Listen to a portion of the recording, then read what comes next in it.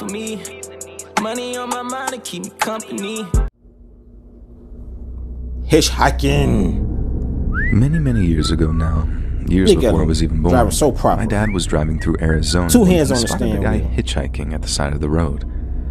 He said it was a real scorcher that day, 100 degrees in the shade kind of deal, and there's this guy with no hat and no water bottle just walking. Why he got a hand behind his back?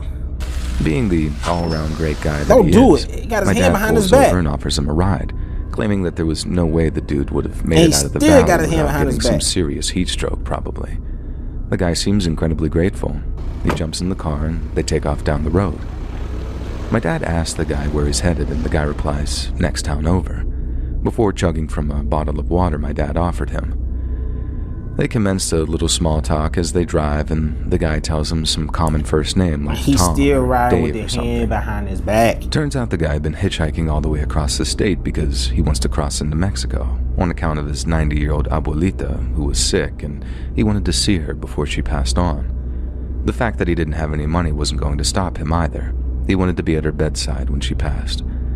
My dad thought that was just about the sweetest thing he'd ever heard, and the hitchhiker looked like a real hard guy too, I guess you'd say.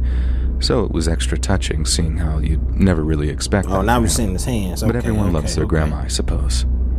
They ended up driving together for way longer, and they worked out which point my dad would be farthest south using an old road map so the guy could get out as far south as possible so he wouldn't have much further to go. He gets out, and my dad wishes him luck, and then he goes driving on his merry way. Some way down the road, a cop car appears in my dad's rear view, puts on its lights, and pulls him over. Like a model citizen, my dad pulls over, hands at 10 and 2, then asks the officer what the problem was. The cop doesn't say anything. He just asked to see his license. He took a good long look at the license, then told my dad to get out of the car.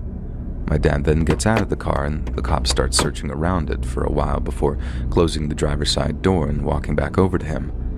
The cop asks him if he picked up a hitchhiker a few miles back, and my dad says yes.